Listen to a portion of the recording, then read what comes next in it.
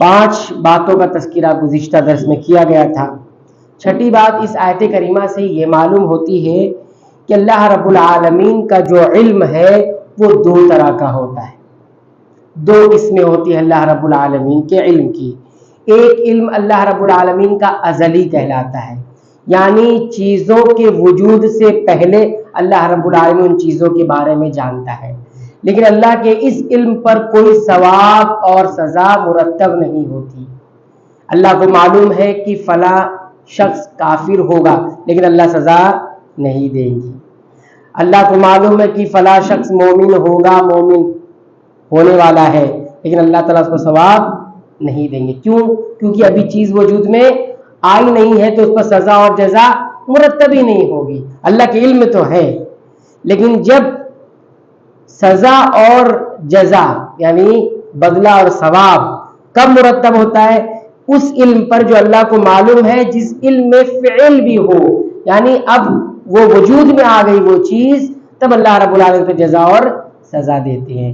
تو یہ 2 علم یاد رکھنا ضروری ہے، کیونکہ آیت کریمہ سے کسی کو یہ شبہ ہو سکتا ہے کہ اللہ تعالیٰ نے تو یہ کہا ہے کہ تم جنت میں نہیں داخل، تم جنت میں چلے جاؤ گے، تم نے یہ گمان کر رہا ہے، حالانکہ اللہ نے ابھی نہیں جانا کہ تم میں سے کتنے جہاد کیے ہیں، اور اللہ کو ابھی یہ نہیں معلوم کہ کون صبر کرنے والے ہیں، کیونکہ علم سے یہاں پر ترجمہ علم کا اگر آدمی کرے گا تو شک میں پڑ جائے گا کہ اللہ تعالیٰ کو چیزوں کا علم کب ہوتا ہے؟ جب چیزیں وجود میں آ جاتی ہے۔ تو یہ عقیدہ انتہائی غلط ہے۔ صحیح عقیدہ کیا ہے؟ چیزوں کے ہونے سے پہلے اللہ رب العالمین کو علم ہوتا ہے، پھر چیزوں کے ہونے کے بعد بھی اللہ کو علم ہوتا ہے۔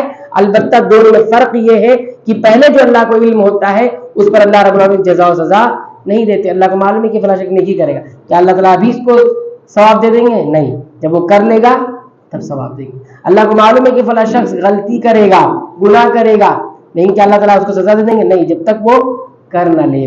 تو یہ ہوا۔ 7ویں بات اس آیت کریمہ سے یہ معلوم ہوتی ہے کہ جنت میں داخلے کے، جنت میں جانے کے بہت سارے اسباب ہیں، ان اسباب میں سے ایک سبب جہاد ہے۔ جنت میں جانے کے لیے جہاد بھی ایک سبب بنتا ہے۔ اللہ تعالیٰ نے اس آیت کریمہ میں پہلے جہاد کرا، حالانکہ اللہ رب العالمین نے ظاہر نہیں کیا کہ تم میں سے کون جہاد کرے گا، کون کس نے جہاد کیا ہے، تو گویا جہاد جنت میں جانے کا ایک سبب ہے۔ اب یہاں یاد رکھے، جہاد بھی 2 طرح کا ہوتا ہے۔ ایک جہاد بالسلاح، ہتھیار سے جہاد ہوتا ہے، اور ایک جہاد جہاد بالعلم ہوتا ہے، علم کے ذریعے جہاد۔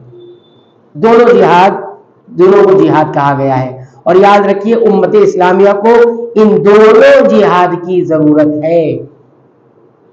اور بسا اوقات ایسا ہوتا ہے کہ ہتھیاروں سے جہاد کرنے سے زیادہ ضرورت علم سے جہاد کرنے کی ضرورت ہوتی ہے۔ موجودہ دور وہی دور چل رہا ہے۔ دشمن آپ سے جنگ نہیں کر رہا ہے، دنیا میں دشمن آپ کو تباہ کرنے کے در پہ ہی نہیں ہے، دشمن آپ کو علمی ناحیے سے تباہ کرنے کی کوشش کر رہا ہے۔ تو آج کے اس دور میں زیادہ ضرورت کس بات کی؟ جہاد بالصلاح، یعنی ہتھیاروں کے ذریعے جہاد کرنے سے زیادہ علم کے ذریعے جہاد کرنے کی ضرورت ہے۔ مسلمانوں کو دور کرنا ہے علم سے، یہ چل رہی ہے سازش، یہ چل رہا ہے پلاننگ۔ ان کو یہاں دور کریں گے تو وہاں سب ہمارے ہو جائیں گے۔ تو کبھی کبھی ایسا بھی ہوتا ہے، کبھی کبھی جہاد بالصلاح کی ضرورت زیادہ ہوتی ہے علم کی بنیاد میں، اور کبھی کبھی دونوں برابر ہوتے ہیں دونوں طرف سے، لیکن بہرحال جہاد تو ہوتا رہے گا۔ اللہ کے نبی صلی اللہ علیہ وسلم نے فرمایا جہاد قیامت تک جاری رہے گا، ایک گروہ رہے گا جو جہاد کرتا رہے گا، جہاد کبھی ختم نہیں ہونے والا۔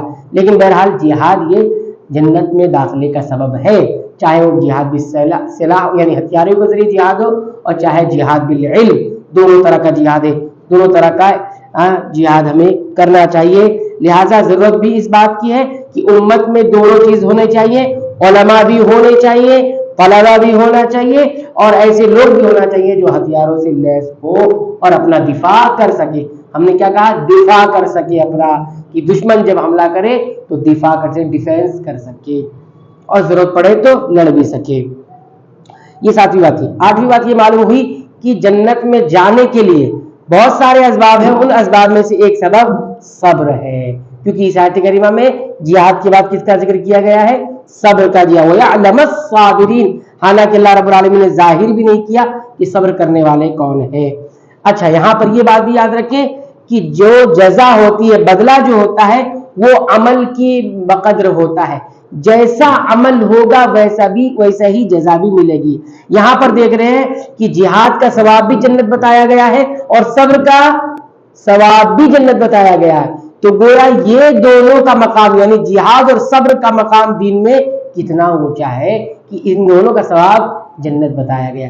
बल्कि बाज आयत में तो ये बताया गया, वमा युलक्काहा इल्ला साबिरून, जन्नत को कौन हासिल करेगा? सब्र करने वाले। सब्र, बल्कि इमाम हसन बसरी रहमतुल्लाह अलैह कहते थे कि सब्र जन्नत की नेमतों में से एक नेमत है। अल्लाह ताला जिसको जन्नत देना चाहते हैं ना, उसको सब्र अता कर देते हैं, उसको सब्र अता कर। जिसको सब्र आ गया वो जन्नती में जाने की एक सिफत उसने अपने अंदर इख्तियार कर ली। ठीक है, तो ये सब्र भी जन्नत में दाखिले का एक सब्र के जो सारी तफसील थी वो आपको बताई जा चुकी है। नवी बात जो इस आयत करीमा से मालूम होती है वो ये कि सब्र एक बुलंद दर्जा है। सब्र दीन के अंदर एक बहुत बुलंद मकाम है, लेकिन उस चीज को भी देखा जाएगा जिस चीज पर सब्र किया जा रहा है। मिसाल के तौर पर सब्र ऐसी चीजों पर हो रहा है जो तबीयत को नागवार गुजरती है, तो वही सब्र है। तबीयत को, मिजाज को, ख्वाहिशे को और इसी तरह अरमान और तमन्नाओं को जो चीज नागवार गुजरे, दुश्वार गुजरे, ऐसी चीजों पर सब्र करें तो यही सब्र कहलाता है। ऐसे इंसान के बारे में सब्र नहीं कहा जाएगा कि जो तबीयत को बड़ी आसान लगती है, नागवार नहीं गुजरती, अच्छी लगती है, उस पर सब्र करे इंसान, तो इसको कोई सब्र ही नहीं कहा जाएगा। मिसाल इस तरह दी जाती है, अहले इल्म देते हैं, एक आदमी सख्त गर्मी के दिनों में शावर के नीचे खड़ा हो गया। हाँ, सख्त गर्मी के दिनों में शावर के नीचे खड़ा हो गया, ठंडा ठंडा पानी उसके ऊपर गिर रहा है, और उसको बोलेंगे ये सब्र कर रहा है, ठंडा ठंडा पानी इसके ऊपर गिर रहा है, सब्र कर रहा है। कोई नहीं कहेगा, ये तो उसकी तबीयत को अच्छा लग रहा है, इसके नेचर में तो उसको अच्छा लग रहा है, ये सब्र नहीं है। सब्र ऐसी चीजों पर जो इंसान बर्दाश्त करे। कुछ लोग कहते हैं हमें गलत बात बर्दाश्त नहीं होती, तो बर्दाश्त क्या अच्छी बात करेंगे? बर्दाश्त तो गलत बात को ही करना है। कोई बुरा बोले तो उसको बर्दाश्त करना है, कोई गाली दे दे तभी तो बर्दाश्त करना है। गाली को कोई अच्छी बात बोलेगा तो उसको बर्दाश्त करेंगे?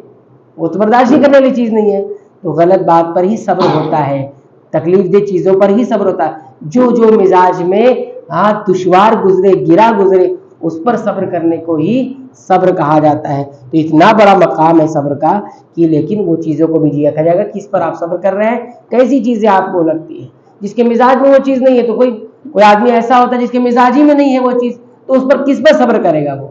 एक आदमी को दुश्वार गुजरता है, नींद से उठना है, गरम गरम बिस्तर छोड़ना है, वजू करना है ठंडे ठंडे पानी से, फिर वहां से चलकर आना है, ये सब कितना दुश्वार गुजर रहा है ना।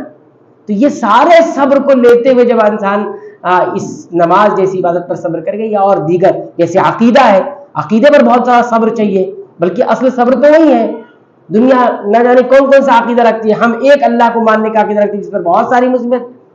हजरत बिलाल रज़ी अल्लाह ताला अन्हु को गरम रेत पर लिटाया गया, किस बुनियाद पर? उनका अकीदा कोई नजर आता था क्या? नजर तो नहीं आता था, सिर्फ वो अहद अहद कहते थे कि अल्लाह एक एक है, एक अल्लाह की इबादत होगी। किस पर सब्र किया?